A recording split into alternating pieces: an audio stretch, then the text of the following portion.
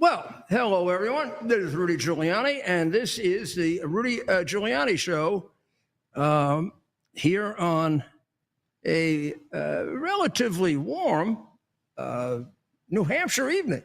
You know, you don't think of New Hampshire as having very, very warm temperatures, but today was very warm, I will say. And Ted is giving me a signal to make sure my pin is right. That's the most important thing we wear, right? This is only for a little color effect. So I'm going to start with somebody that I have to say I do share this very, very much with the president.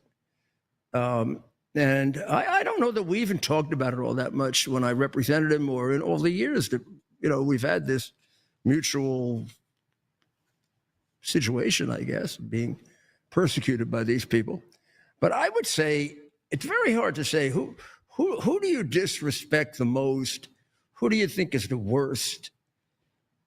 He isn't the worst because he's the most influential. I don't think his own side really likes him. I don't know. He's one of those creepy kind of guys where your first impression of him is, what a weasel, you know? I don't know. Maybe I'm wrong. Maybe you don't see it that way. I did when I first saw him, even before he started lying every other sentence out of his mouth. But here he has, since at least 20, I guess I would first remember it in 2017. He has lied on so many occasions. I have no idea how California elected him to the Senate. I mean, and his lies get proven over and over and over and over again. I mean, they start with the Russian collusion situation, which he must have repeated, I don't know. And then he took it to a stage I'm not sure anybody else did. I don't know that anybody else went this far.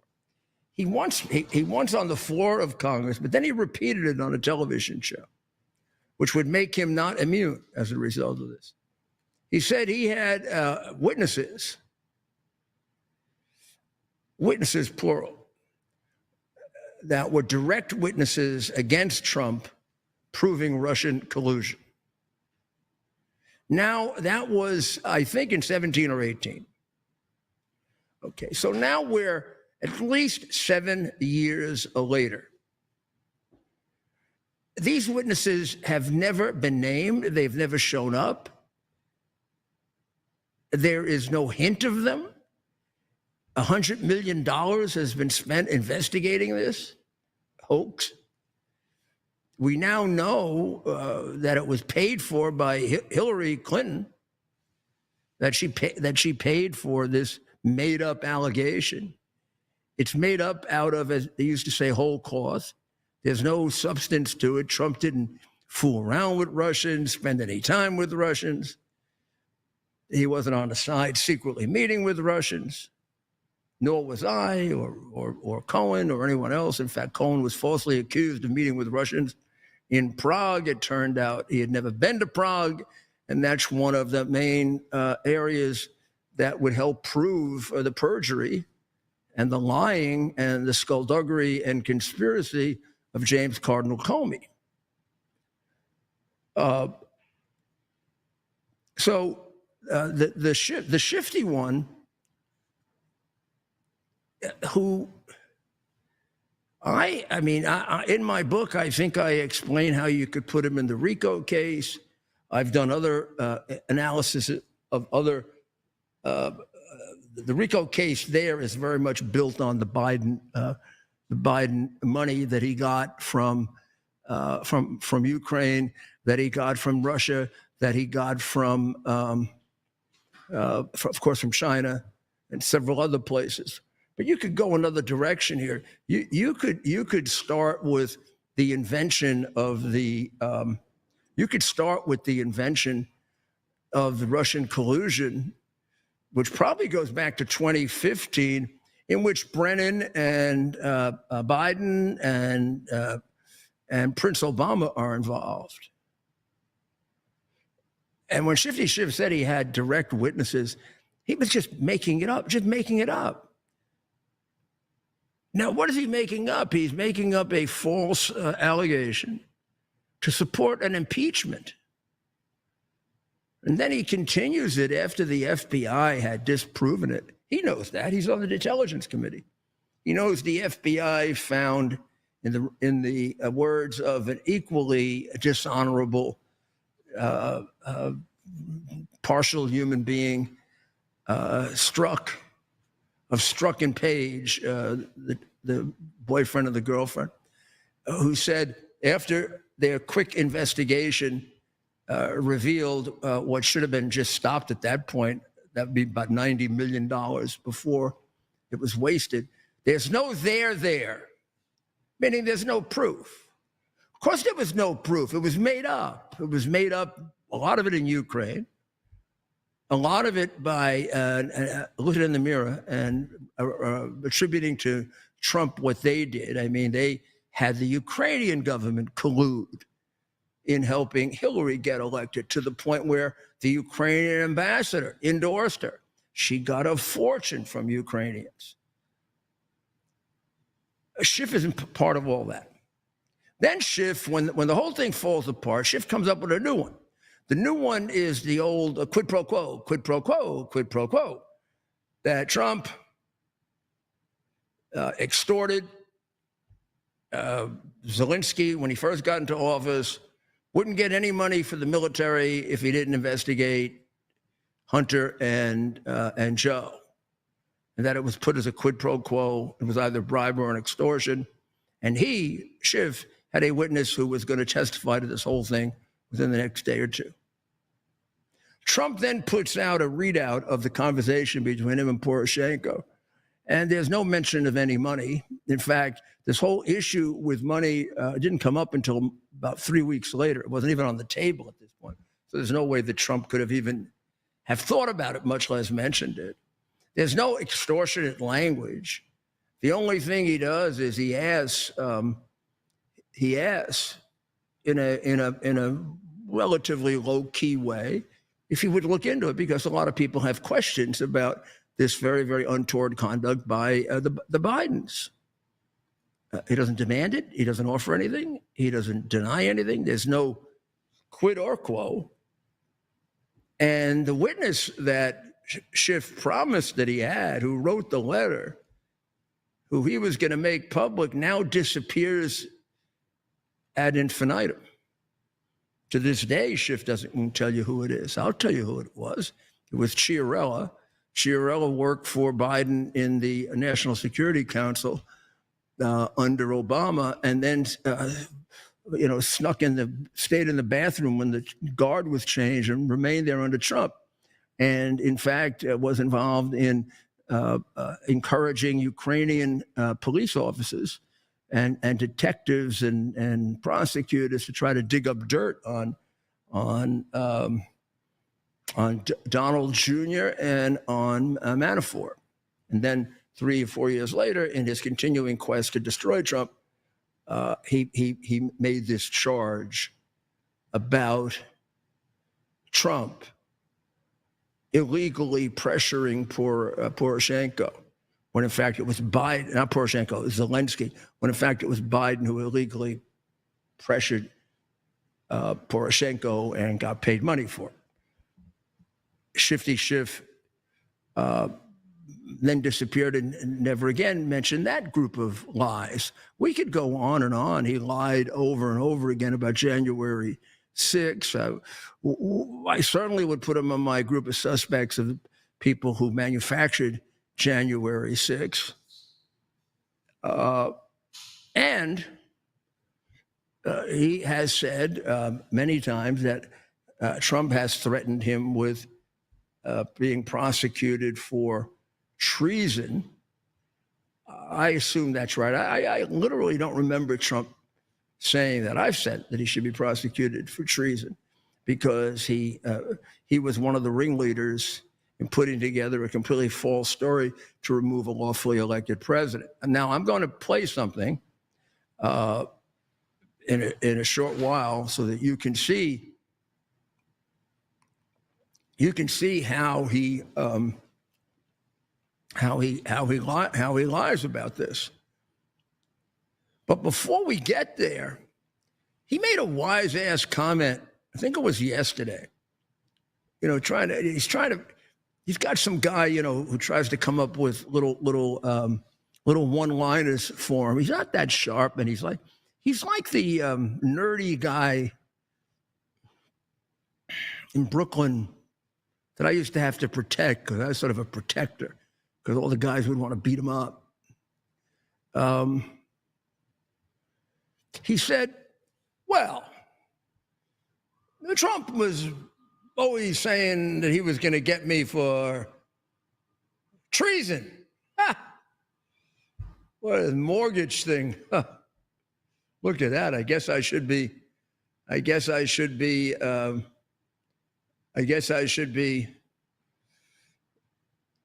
happy about this. Schiff, now let's get serious. This is just the beginning, my friend. You're going down for all of it. You're going down like a latter-day Benedict Arnold, because that's what you are, you piece of crap. But it's one thing to be a traitor, big-time traitor. It's another thing to be a schnorrer.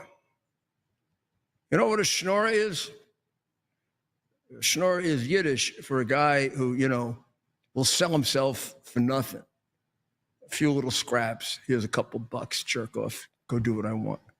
There's a few more bucks. It's 2 primary residences. And it's amazing how the press hides the charge. So they say, well, what's the difference? Every congressman has 2 residences, and they may be primary residences. Well, so what? If I recall correctly, when I read this the other day, and the referral, which I don't know if we got a copy of the referral yet, did we? We do. Yeah, I can't read it. Maybe you can. But the real key here is those 2 designations of primary residence, one in Maryland and one in California, both under oath, by the way, mutually cancel each other out and create a false statement case for sure. But he really did it to get tax benefits. He was only entitled to one of those tax benefits, not both. You can't have 2 primary residences. That's why it's called a primary residence. You got to make a choice. You can change it, but you can't have, and then even if you're going to have 2 and it doesn't, it doesn't matter to anybody, you can't get tax deductions based on 2 primary residences. Mr. Schiff appears to have falsified records in order to receive favorable loan terms and also appears to have been aware of the financial benefits of a primary residence mortgage when compared to a secondary residence mortgage.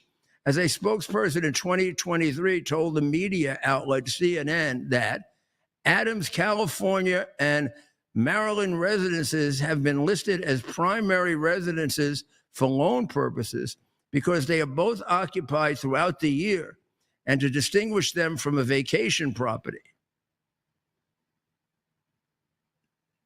The U.S. Federal Housing, FHFA, believes this alleged misconduct could be violations of the Criminal Code 18 United States Code 1343, wire fraud, then 1341, mail fraud, then 1344, bank fraud, and then 1014, false statements to a financial institution, and other relevant state and federal laws.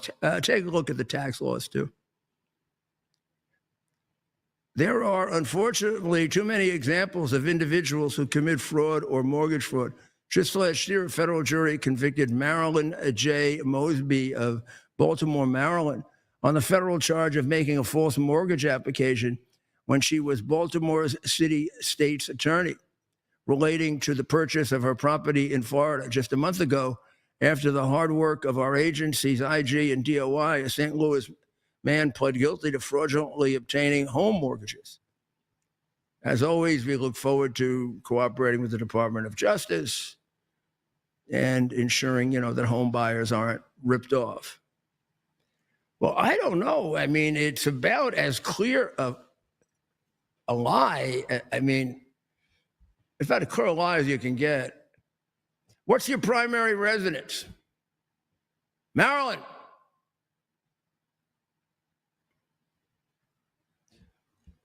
What's your other primary residence? Isn't that a contradiction? You got to pick one because you can't get the benefits in both places. And what are you doing? Why are you lying? You're lying to defraud so you can get the benefits in both places. Now, is this a big crime? I don't know. Maybe I'm not even sure it's a felony. It could be a misdemeanor. Should he be given like a massive term for this? No.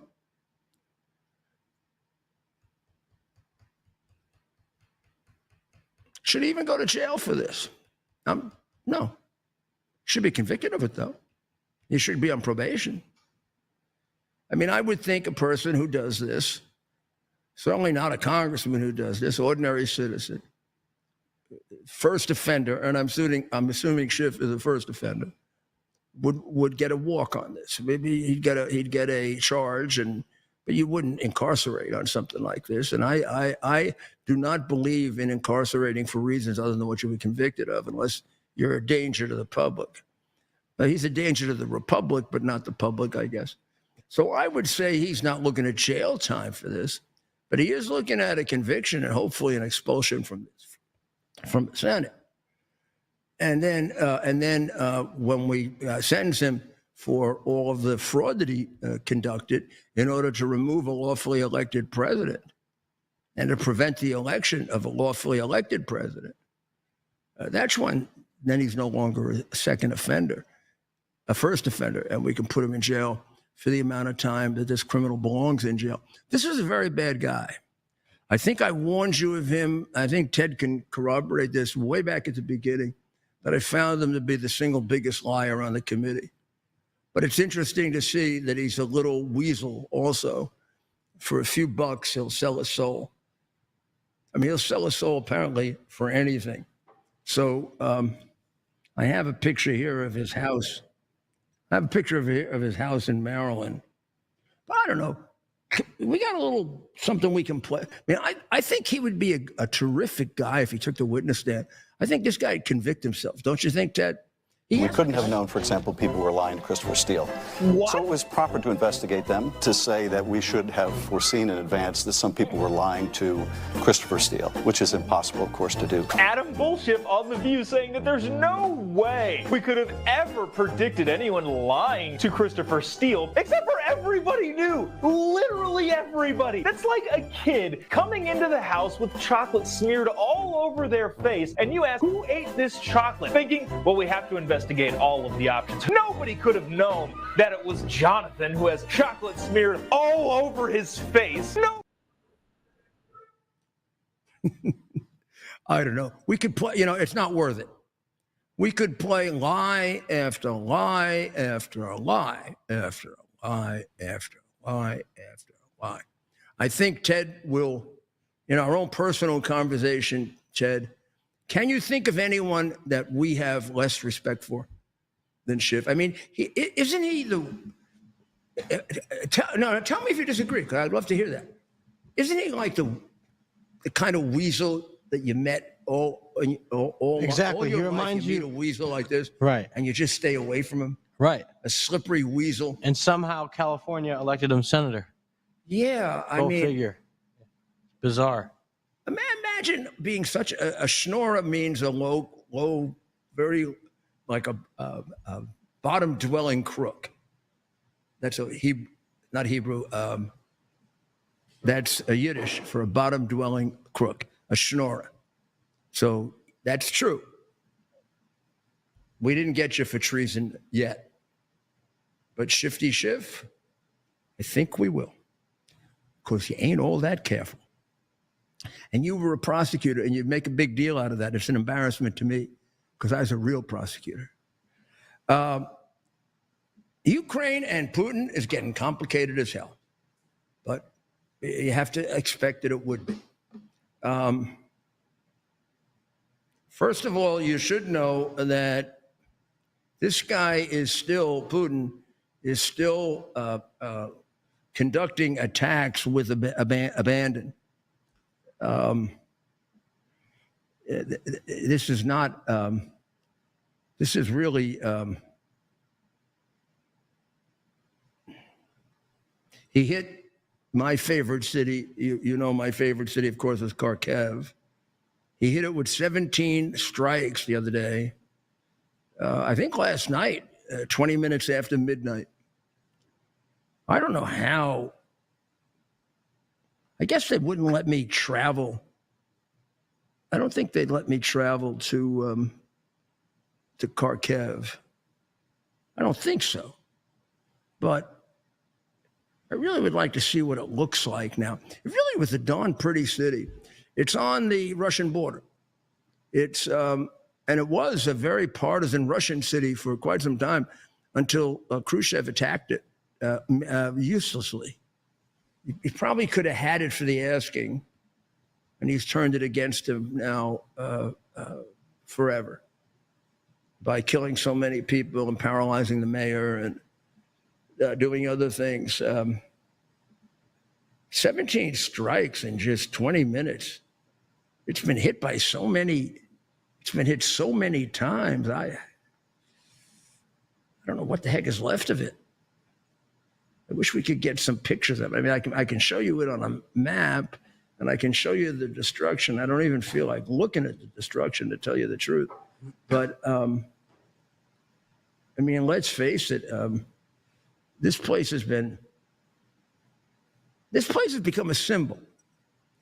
It's become a symbol because they fought him off in 14.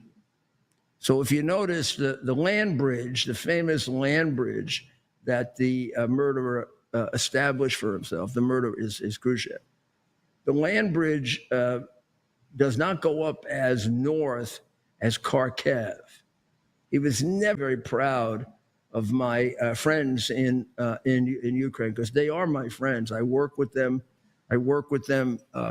They even bore with me because I had a delay, because it's when I got when I had an accident with my knee, and I split 4 tendons, and I ended up having to keep it up in the air for 6 weeks, and I worked on the plants at home. And then even Poroshenko, and I mean, I never got any money from Poroshenko. I never did anything wrong with him. But even Poroshenko, who was a big crook, said that my design, or our design, because I did it with John Houvain and lots of other people, was really top notch. It was so good that Vitaly Klitschko, who then and now was the mayor of, I think he was the mayor of Ukraine then. It wasn't just running for it.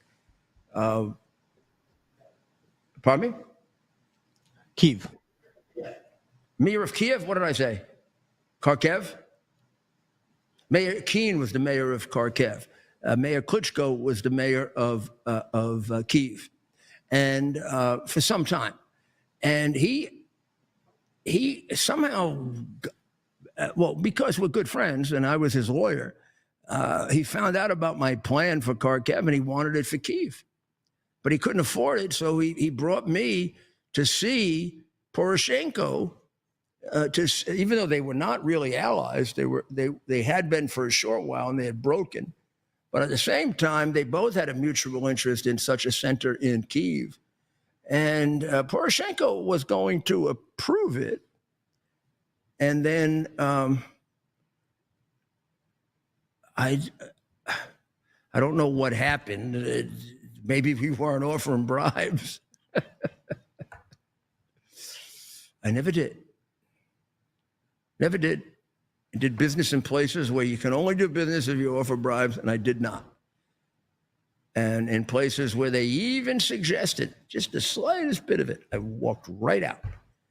Brazil, Greece, walked out on $8 and $10 million contracts. I'm not saying that to be a big deal. I'm saying that to be a normal person. A normal person should do that. That isn't extra heroism. You're not supposed to cheat. You're not supposed to steal. You're not supposed to take bribes. You're not supposed to. You don't get any special anything for that. You go to jail if you do it, but you don't get any. The fact that when my nose told me that the Greeks were looking for a kickback and I threw him out of my office, I just never let it get to there. It's even instinctual. I mean, when you do this for as long as I did, I know you're going to think this is weird and arrogant, but I can smell it. I can smell the crooks in public office. I can smell them. So Putin is hitting Kharkiv big time. 17 strikes in just 20 minutes after midnight the other night. 17 strikes. And in the one particular district, the Kievsky district, 2 people were killed and a number were injured. There also was one to the east of Kharkiv, and it's hard to go to the east of Kharkiv and not get into Russia, but there is a town called Kupiansk there, and that was hit. And 2 other cities in the oblast of Dnipropetrovsk. Well, the president has now said, we are turning over to them. There you go. That missile is one tough mother, I'll tell you. That missile comes out of the sea. Now, that missile is enormously effective. If I could order a bunch of those for Taiwan, I could set up a pretty damn good defense against an amphibious landing. Now, that shows you how far it can go. That's Taiwan. What you just saw there is Taiwan to the Chinese mainland. Now, these missiles are, you're never 100% sure. I think the missile you just saw the Chinese can't detect until their ship blows up. You're wondering, well, why? They're testing these missiles right now in Taiwan. Why do you think they're doing that? They're doing it really to stop an amphibious landing. If China can't get their boats to the shore, they can't do an amphibious landing in Taiwan. And now this is a different kind of missile. That's to hit the shore, to stop them on the shore. So everybody's flexing their muscles now. But in the Ukraine, he's still doing a lot of damage. I respect the president setting a 50 or 60 day.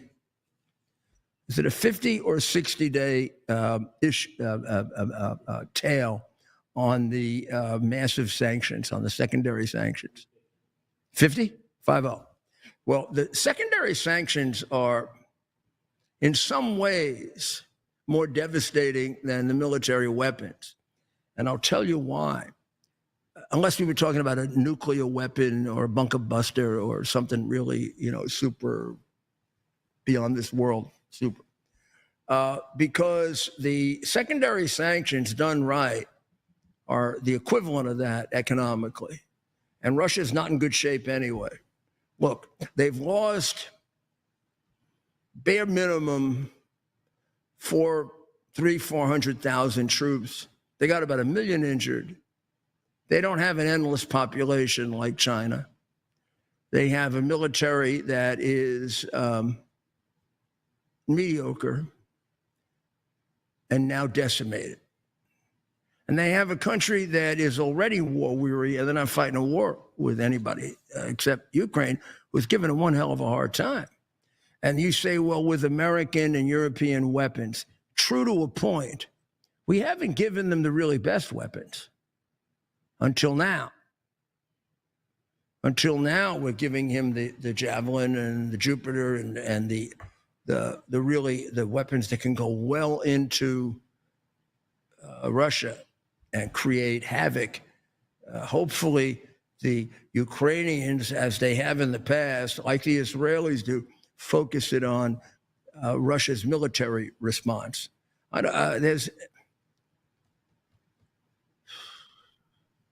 don't see the point from either point of view. Even if you're an inhumane little son of a bitch, I don't understand why kill civilians in a country that's not going to panic if you do that. I don't know, if you're attacking some country new to this game and you can take out some civilians and end a war, I guess people are tempted to do that because they're animals. But the Iranian attack on the Israeli civilians was useless. You're not going to scare Israel by terrorism. And maybe what you should have done is take out some of their offensive weapons that beat the crap out of you. So I don't know what Putin will do if it gets to that stage. But Taiwan is getting better and better and better every day. And Ukraine is getting better and better every day. And the weapons that they will be getting are weapons that require fairly sophisticated launching procedures and people with expertise. But it was very smart to turn them over to NATO because NATO has that expertise. And the European countries, unlike any time I've seen them since, I didn't see them in World War II, but since World War II, they are gung-ho to go. Germany, well, he's a conservative. Of course, Italy, she's a conservative. Socialist in England, Schirmer, very, very enthusiastic about taking on the Ukrainians. And I even think our boy Macron has the stomach for it. And I think what holds that together is Merz in Germany. I think Germany holds that together because Germany is the big boy, really. I mean, it's the big boy in terms of capacity. So we're going to take a short break, and we'll make everybody. I see Ted is smiling, which is good. It's always good if Ted is smiling. We're going to have him on a little later, so that means that right now, any number of young women are joining the show. We'll be right back.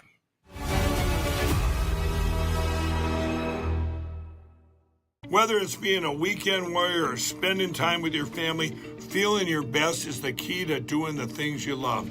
That's why I'm excited to tell you about Nirvanta. It's a natural solution designed to help you stay active and live well naturally. Nirvanta is a topical blend of all natural essential oils like frankincense, myrrh, and a proprietary gold standard plant stock extract. It's perfect for your hands, feet, knees, back, or anywhere else that needs a little extra care. Use Nirvanta proactively as part of your daily maintenance routine, and you're guaranteed you're going to feel the difference. Simply massage Nirvanta in for at least 60 seconds, 2 to 3 times a day to get the best results. And if you're not completely satisfied, you get your money back. No questions asked. There's simply no risk and no reason not to try Nirvanta today.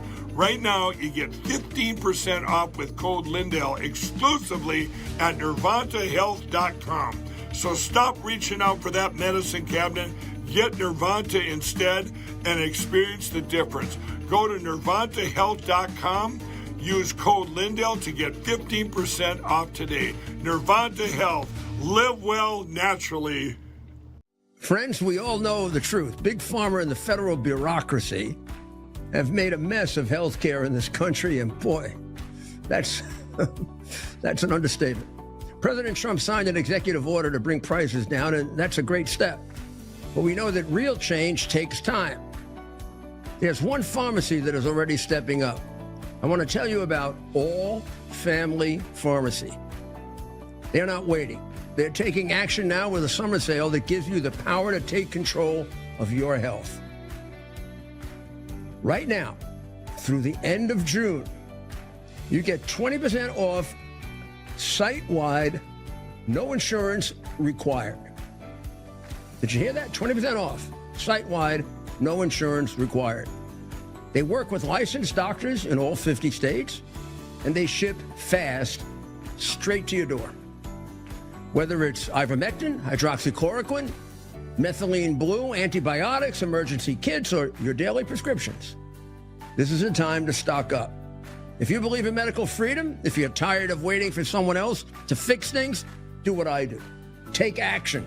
Go to allfamilypharmacy.com/Lindell and use promo code LindellTV, LINDELL 20 for 20% off your entire order. That's allfamilypharmacy.com/Lindell. Promo code LindellTV. Let's protect our families, defend our freedom, and make America healthy again together. Hello, Mr. Mayor. Well, today was another busy day here in the swamp. This morning, President Trump greeted the Crown Prince and Prime Minister of the Kingdom of Bahrain, Salman bin Hamad Al Khalifa, as he arrived here at the White House. After a friendly welcoming, President Trump sat down with the Crown Prince and Prime Minister for a bilateral meeting. That's a fancy two titles, I want to say. I don't know if I'd rather be the Prime Minister or the Crown Prince. I think I'd take the Crown Prince. And very importantly, your son, your beautiful son, who has a great reputation, you know that. Thank you, Mr. President. Great reputation as a smart, hardworking guy, so it's good to say hello to you. Congratulations. We've had a tremendous relationship, I have personally, with Bahrain over the years, and has been a fantastic ally. And anything they needed, we helped them, and anything we needed, they helped us. And we're going to be talking about a lot of different things, including the most perfect military maneuver that anybody's seen probably in 50 years, which took place a few weeks ago, and Iran knocked out their entire potential nuclear capacity. It was a successful meeting with a conversation that largely focused on trade investment. The Crown Prince announced plans for Bahrain to invest over $17 billion in the U.S. They also discussed nuclear cooperation. An agreement was signed which aims to facilitate U.S. investment in Bahrain's nuclear energy projects, emphasizing non-weaponized, peaceful development. And they also discussed security and regional stability. During this time, they addressed regional issues, including concerns over Iran's nuclear program and Middle East stability, particularly in light of recent violence between Israel and Syria. Now, following the bilateral meeting, President Trump took questions from the press, as he typically does, and several questions were asked about Fed Chair Jerome Powell. Here's the latest. Mr. President, there's lots of reports coming into this meeting that you planned on firing Fed Chair Jay Powell. Markets reacted. Is that right? Those are reports, but they're not true. So what would be useful to know, are you committed to picking someone from the outside? Are you going to interview individuals that are so on the many board people right that now? want that job. I have people that I've known a long time. They're calling me, begging for the job. You know what you need there? A smart person with common sense, but you need a very smart person for that job. I think it's one of the easiest jobs in government. You show up once a month and you make a statement about where the economy's going, and we're going to raise or lower interest rates. It's probably the easiest job I've ever seen. That's why I'm trying to figure, why does he want to expand and add more people? He's going to add more economists to tell him what to do. But the economists, I was right. All the economists were wrong. And for a strong finish to the day, President Trump signed the Halt Fentanyl Act into law. Today we strike a righteous blow to the drug dealers, narcotic traffickers, and criminal cartels that we've all been hearing so much about for so many years, and very little has been done. And we take a historic step toward justice for every family touched by the fentanyl scourge as we sign the Halt Fentanyl Act into law. Good job. Good job. Now, during the executive order signing, the president underscored Joe Biden's failed border policies, which, as we know, very sadly resulted in massive crime, murder, and death. President Trump allowed families who've lost a loved one to fentanyl to stand behind him, and several of them were given the opportunity to share their story. By officially signing the HALT Fentanyl Act into law, President Trump is now permanently classifying fentanyl-related substances as a Schedule I drug under the Controlled Substance Act. This bill will save lives. Reporting for LindellTV, I'm Allison Steinberg. Allison, thank you very, very much. That was a very concise and a very, very good report on a great deal of news that you need to know to process, where the heck we are right now. The Crown Prince of Bahrain, his dad, I would consider a friend of mine. I did work for his dad, right before I went to work for President Trump as a lawyer, and then I had to give it up. It was a security contract for myself and John Houvain and Giuliani Safety and Security, which was quite a substantial security company before the Democrats persecuted the hell out of me. But that's okay. It'll be back. All of them will be back. I just mention it because they do it to other people. I mean, I screw them. You should know this about Bahrain. Bahrain is probably the most modern, if we want to use that term, or how about the most removed from ancient Muslim practices of any of the Arab countries? Not even close. Suppose I told you a decade ago they had a female ambassador to the United Nations. Well, that would be enough to knock you out, right? Since they're an ally of Saudi Arabia and Abu Dhabi. And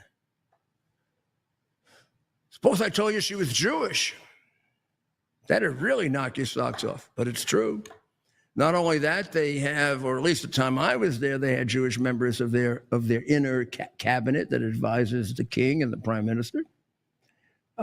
They allow the display of religious symbols other than Muslim. At the time I was there, which is about 10 years ago, that wasn't allowed anyplace else, even in Dubai. In the churches and the synagogues and were allowed. You couldn't put out a cross. You couldn't put out a Star of David. In Bahrain, you could. The king, whose picture I was trying to find, I'll maybe get it for tomorrow. The king, when I met him, I was just completely shocked. He was in golf clothes. I'm looking for a guy with a big, thing on, and there he is sitting there in golf clothes. We spent a couple hours together having a great conversation about the Middle East. He's a very, very smart man. He introduced me to his son, who was the gentleman that was with Trump today. And I'm going to tell you, this country loves America. This isn't, Qatar, I'm here, half there, half here, half there. When I took on the contract with Bahrain, I was told by Qatar they would never use me again. And they said, this is really stupid. Bahrain's just a small little country. We pay you and can pay you. We have paid you, and we can pay you a lot more. What did I say, Ted? I mean, I'm not, this is not to be a hero. This is to be an ordinary person. You should be like this too. We all should be like this. This is not, hero status is when you put your life at risk. This is when I put my life at risk. I said, no, you can't pay me enough money to buy my principles, to buy my own judgment about what I'm going to do and not do. And I want to work for this guy. I think he needs my help. This country back then, I don't know if it's still true, was attacked by Iran regularly about once a month. And they had a strange way of attacking. They would usually concentrate on shooting and killing police officers. Not civilians, police officers. I don't know why exactly that was the terrorist threat. So we tried to build up a specific defense to that with John and I did. And I think we were somewhat successful. I think so. but I had to leave because that's around the time that President Trump asked me to represent him. But I love that country. It's a great country. It is as far as I can tell, the furthest out of the Islamic countries, and it's the one that Iran hates the most. Even though it's not a threat to Iran, it's very, very tiny, and it's really dependent to a great extent on Saudi Arabia. Not as much. They now have found their own oil, but at one time they didn't have much. It's a little like Dubai and Abu Dhabi. Dubai is the great big, Las Vegas, and Abu Dhabi's a nice, quiet, religious town, but all the money's in Abu Dhabi. So meeting with the Prince of Bahrain, the Crown Prince of Bahrain, is solidifying the alliance. It's also probably doing a teeny bit of damage control about the meeting in Qatar. There's no love lost between Bahrain and Qatar. And they both have not very nice things to say about each other, even though, as far as I can tell, they're all cousins. But Qatar is the odd man out. The others they all joined together against Qatar. They almost went to war over Qatar's playing footsie with Iran. I think it was led by either the Crown Prince in Dubai or the Crown Prince for the entire overall Emirates. And Saudi Arabia supported it and Bahrain supported it, but it's really coming more out of the Emirates. The disgust with Qatar and Qatar's unwillingness to really take a side, which showed itself really in their never getting those hostages out for us. I really do think we could have leaned on them a lot harder than we did. Biden could have, way back at the beginning, basically said, you got their shitheads here who are the billionaires and you're protecting them. They want to continue to be protected. Give up the hostages. Come on. Otherwise, we'll just let Mossad say nothing special about Qatari territory. And Qatar is no match for Mossad. We're not even talking about on the same planet. The U.S. Fifth Fleet, by the way, is stationed in the country from that Crown Prince. And there are over 9,000 to 10,000 sailors and other people supporting the resources of the Fifth Fleet that we have there. I don't know how many fleets we have in striking distance of Iran, and I know we have 3 aircraft carriers, and Russia's sending around its 1 aircraft carrier that it's going to do away with. They're not going to have any. Do we have any footage on Bahrain, on the meeting with the Crown Prince and the president? He did a press conference with the Crown Prince there. Yeah, we'll get a clip from that. It must be really interesting for a lot of those guys to see the president's press conference, don't you think, Ted? Yeah, oh, absolutely. I mean, sometimes it might be embarrassing because some issue I wouldn't imagine with Bahrain, but some issue will come up that's a little bit hairy, but So, isn't this nice? A wonderful First Lady who deserves everything as a makeup for what they did to her the first time around is beloved now in Ukraine because she is credited with having pushed the president over the top in his support of Ukraine, his ditching of Putin, his sending them arms, and his being willing to engage in secondary boycotts. And they see her as a fellow Slav. I mean, her family, a wonderful family, by the way. I knew her mom and I know her dad, and Ted just walked out to do something, but Ted and her dad had a great time at a Super Bowl a couple of years ago. And he was teaching Ted some of their football, soccer. And Ted was filling him in on the niceties of our football, which he had actually come to understand, I guess, hanging out with his son-in-law. And I got to tell you, Donald, President Trump really likes him. President Trump has him all, takes him all over. Even when the first lady can't come, if it's a sporting event, there's Papa-in-law. And he's from Slavonia. And the mom is from Slavonia. And they're Catholics, and they were living very, very horribly under communism. So you can imagine when he decided to put the boom to Putin. I go home, I tell the First Lady, I spoke to Vladimir today. We had a wonderful conversation. She said, "Oh, really? Another city was just hit." So it's like, look. He's describing how Melania would bring him back to reality with regard to the butcher of Moscow. And, if you're a Slavonic, that's the way you would see him. Wouldn't be terribly different than my daughter-in-law who comes from Lithuania. I mean, she sees red, real red, blood and communism when she sees Putin. There's a mime that says, Agent Melania Trumpenko, read one mime depicting Melania in her striking inaugural day look, complete with the Ukrainian national symbol superimposed over her pocket. Isn't that nice? That's nice. I like that. I think, first ladies, I don't know.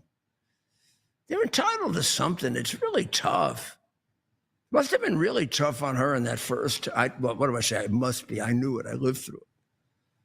I knew how many times it was tough on her because it was tough on him when he would come out and tell us.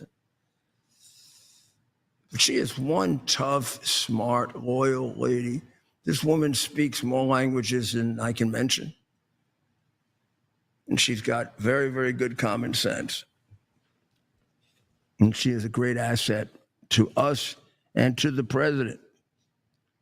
So the Russians are bringing around their aircraft carrier, the Admiral Kuznetsov.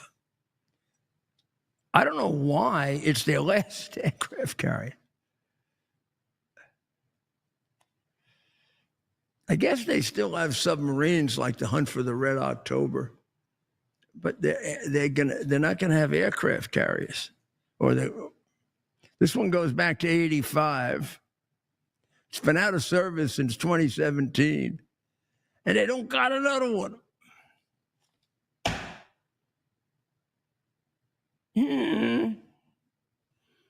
So, you know how over the last maybe 4 or 5 months, there's been a lot of criticism of the relief efforts in Gaza that are being directed by the United States and to some extent by Israel, but mostly by the United States, in substitution for the UN, which was a subsidiary of the Reign of Terror. I mean, they hired all Iranian terrorists to do the work for them. So a report was done today by a nonpartisan outside group. I don't know if it was done today, but it was released today by the Network Contagion Research Institute, NCRI. So NCRI concluded that Hamas has been lying like crazy about the work of the American not-for-profit that has been distributing quite fairly and quite effectively necessary food, medical supplies, and whatever. It's called the Gaza Humanitarian Foundation, GHF.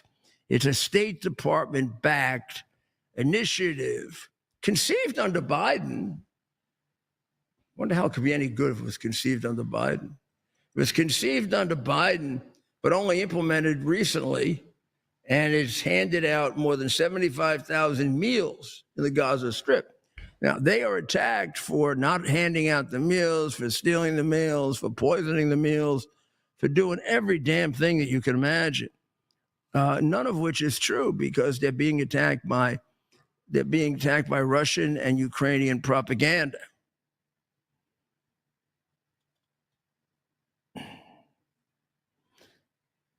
So you got to be careful of this, because when we get information out of Gaza, we're not getting it from like the Lord of the Admiralty of England. We're getting it from murdering terrorists, lying bastards. That's where we're getting it from. And they make it all up. And this is hurting their ability. This making it up, one thing in warfare, another thing on the humanitarian side. I mean, we're not going to let people go in there to bring you food if you're going to kill them, because you decide they're not proper Red Crossies because you can't turn them. We're not stupid, you know. Some of us are, not all of us. That's what really gets you confused, when the smart ones get in power again. So the NCRI report cited retractions over and over again. The Washington Post issued a correction in June for a story that claimed that Israeli troops had killed 30 Gazans. They had done no such thing. It's just a piece of false information put out. False reports of a Gazan pharmacist who was assassinated. So I think we're going to have to do this more directly in the future, because they are entitled to humanitarian aid. We shouldn't be frightened away from it. At the same time, we shouldn't be victimized by the communists and others in the United Nations who report on it. Well, we're going to switch over now to X. We got a lot of stuff to talk about, like Mr. Mondavi goes to Washington, which should not be confused with Mr. Smith goes to Washington, played by Jimmy Stewart. But we'll tell you how it shouldn't be confused. So switch over to X, 8 o'clock. Come on back tomorrow night on LindellTV for the Rudy Giuliani show. And when you conclude, or even at 9, if you want to cut me off if I'm going over, just put on the Dr. Maria show on LindellTV. I think you really enjoy it. Well, God bless all of those who are fighting for our joint freedom, and particularly give wisdom to our president, who has to make the tough decisions. God bless America.